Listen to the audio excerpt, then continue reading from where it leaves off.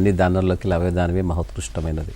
మానవ జన్మ పుట్టిన తర్వాత ఏదైనా అవయవ లోపంతో బాధపడుతున్నప్పుడు వేరే ఒకరికి అవయవాలు ఇవ్వడం అన్నది చాలా కష్టమైనది, అంటే మనం ఊహించుకోలేనిది. ఒక 100 ఏళ్ల క్రితం ఏదో ఒక అవయవం పాడైంది అనుకోండి, లివర్ కానీ, కిడ్నీ కానీ, గుండె కానీ పాడైపోతే, ఊపిరితిత్తులు కానీ, వాళ్ళకి బతకడం అనేది దాదాపుగా అసాధ్యం ఉండింది. దీన్ని సుసాధ్యం చేయడానికి ఏ విధంగా చేస్తే బాగుంటుందనేసి అవయవాలని యథాతథంగా ఇంకోరిలోంచి సేకరించి ఇవ్వడము అన్నది ఏ విధంగా సాధ్యమవుతుందనేది అప్పుడు పరిశోధనలు జరిగాయి. అలా జరిగినప్పుడు మనిషి బతికున్న మనిషిలోంచి ఇవ్వాలి, లేదా చనిపోయిన వ్యక్తిలోంచి అన్నా ఇవ్వాలి. అవయవాలు అంటే ఇంకో విధంగా ఉండవు. వేరే జంతుజాలాల నుంచి ఇవ్వడం అంటూ మనకి చాలా సాధ్యం కాదు. కాబట్టి అప్పుడు మనుషుల్లోంచే ప్రయత్నం చేశారు. అలా చేయగా కొన్నేళ్ల తర్వాత కొన్ని ప్రయత్నాలు సఫలీకృతమయ్యాయి. 1954 డిసెంబర్ 23న ఒకేలాగా ఉన్నటువంటి 2 కవలల్లోంచి ఒకరికొకరికి కిడ్నీ ట్రాన్స్ప్లాంటేషన్ చేసి అది సక్సెస్ఫుల్గా చూడడం అనేది జరిగింది. అంటే కిడ్నీ ట్రాన్స్ప్లాంటేషన్ చేయడం అనేది సాధ్యమవుతుందని చెప్పిన తర్వాత ఒక్కటొక్కటిగా మిగతా అవయవాల వెంట కూడా పడ్డారు అన్నట్టు. మనిషి అంటే మనిషి అనేది మనిషి ఎప్పుడు ఆశాజీవి.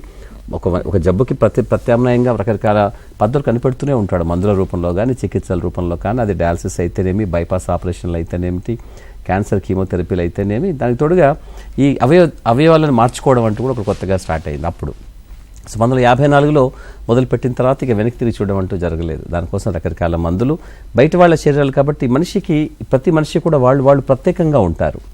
ఇంకొకరిలో ఉండడం అంటూ మనకి సాధ్యం కాదు. యాక్చువల్గా అది మనకి జన్యుపరమైన నేపథ్యం మానవజాతి అందరికీ ఒకలానే ఉంటుంది, అంటే జంతువులకు కాకుండా.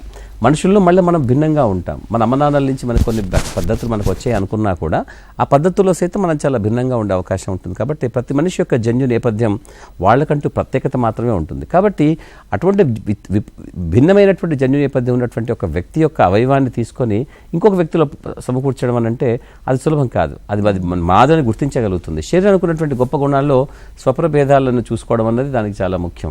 శరీరం అప్పుడు తనను తాను రక్షించుకోవాల్సిందే, తనను తాను కాపాడుకోవడానికి రకరకాల పద్ధతులు చేస్తూ ఉంటుంది.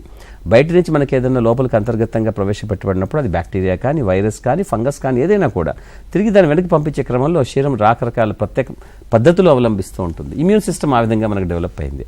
ఎప్పుడైతే ఇతరుల అవయవాన్ని మన శరీరంలో పెట్టినప్పుడు ఇమ్యూన్ సిస్టమ్ గుర్తించి ఇది నాది కాదు అని అనుకుంటుందో అప్పుడు దాన్ని తిరిగి తోసేస్తుంది. సో మనం ట్రాన్స్ప్లాంటేషన్ చేయడంలో అర్థం లేదు ఇంకా. సో కాబట్టి మనకి అవయదానం అంటూ తీసుకున్న తర్వాత, ట్రాన్స్ప్లాంటేషన్ పెట్టిన తర్వాత దాన్ని సమకూర్చి శరీరానికి గుర్తించి బాగుంది తనది అని గుర్తించే విధంగా మందులు పెట్టడం కూడా దానికి పెద్ద ప్రక్రియ.